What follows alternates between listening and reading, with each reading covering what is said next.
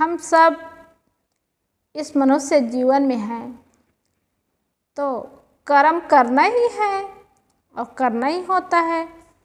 और कर्म करते हैं ना तो उसका सुख और दुख, हानि और लाभ वर्तमान में भी मिलता है और भविष्य में भी मिलता है। कर्म क्या है? हम जो भी करते हैं वो सब कर्म बनता जाता है। कर्म तन से, मन से और इंद्रियों से होता है। तन से कुछ बोलते हैं वो भी कर्म बनता है, मन से सोचते हैं, भावना करते हैं, चलते हैं वो भी कर्म बनता है, और इंद्रियों से जो भी करते हैं वो सब कर्म बनता है। इसलिए जो करते जाते हैं वो कर्म बनता जाता है। इसीलिए हम लोग को सोचना चाहिए कि तन मन वाणी को पवित्र करें, निर्मल करें और सुंदर जीवन जिए और सुंदर कर्म बनाएं। क्योंकि कर्म बनता है वही संस्कार बनता है और वही भविष्य को सुख और दुख का रास्ता बनाता है। इसीलिए आज हमारे हाथ में है, कर्म करने में हम स्वतंत्र हैं। देखो उस रास्ता में जाना गलत है, ये जान गए तो नहीं जा सकते हैं, और अभी तो हम स्वतंत्र हैं, और उधर जाना सही है इसको जान गए तो उस रास्ता में जा सकते हैं। और अब जान गए गलत रास्ता है तब भी जा रहे हैं तो हम चाह करके हम गलत रास्ते में जा रहे हैं। ये धीरे धीरे हम स्वतंत्र है तो परवस्था का जीवन हो जाता है। इसलिए गलत रास्ता में न जाए, गलत काम न करे और गलत सोचे में ना। और यही कर्म सुंदर जीवन बनाता है और सुंदर संस्कार बनाता है। और यही तो होता है, आदमी कुछ सोच लेता है और सोचने के बाद कर्म शुरू होता है, और कर्म शुरू होता है तो वही जीवन को दुखमय बनाता है, दुखमय नहीं नरकमय बना देता है। इसलिए गलत ना सोचे, सही सोचे और सही काम करे और सही जीवन जिए। और एक बार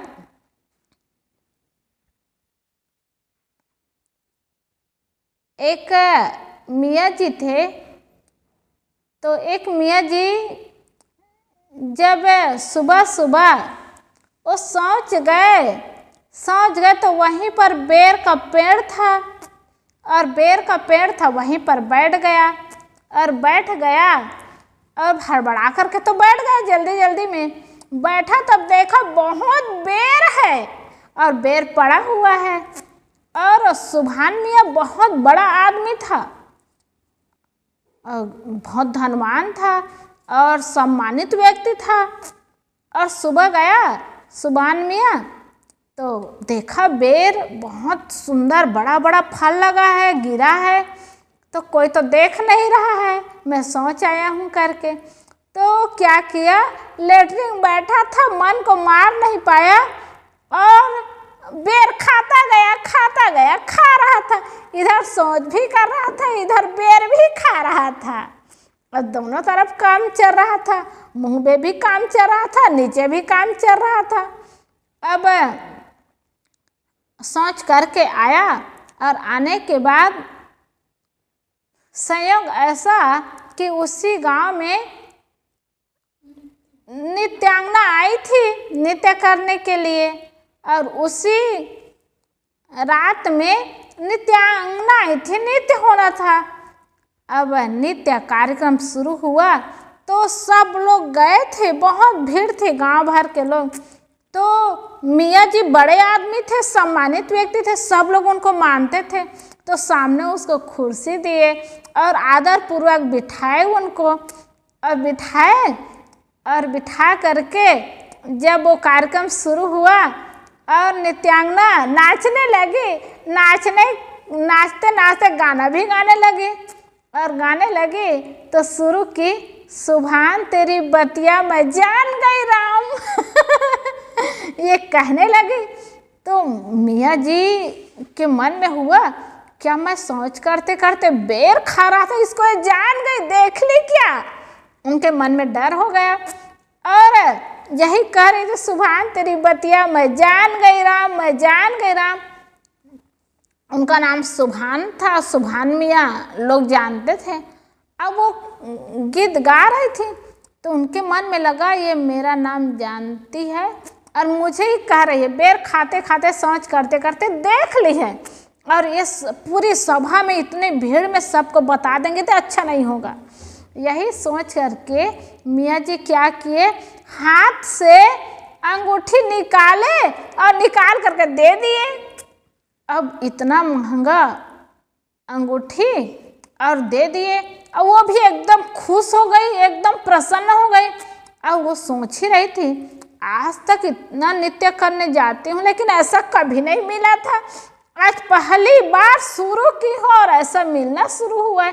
एकदम प्रसन्नता से वो नाचती थी और गाती थी एकदम प्रसन्न हो गई, खुश हो गई। अब फिर कह रही है सुभान तेरी बतिया मैं कह दूंगी राम, सुभान तेरी बतिया मैं कह दूंगी राम। तब तो मियाँ जी और डर गए, अरे अब कह दूंगी कह रहे हैं, पहले तो जान गई इतना ही कह रही थी, अब कह दूंगी राम कह रही है। अब ये कहेगी तो अपमान होगा, लोग मुझे कितना सम्मान करते हैं, कितना आदर करते हैं, यही कहेंगे कि सोच करते करते बेर खाते हैं, अच्छा नहीं होगा, अपमान होगा।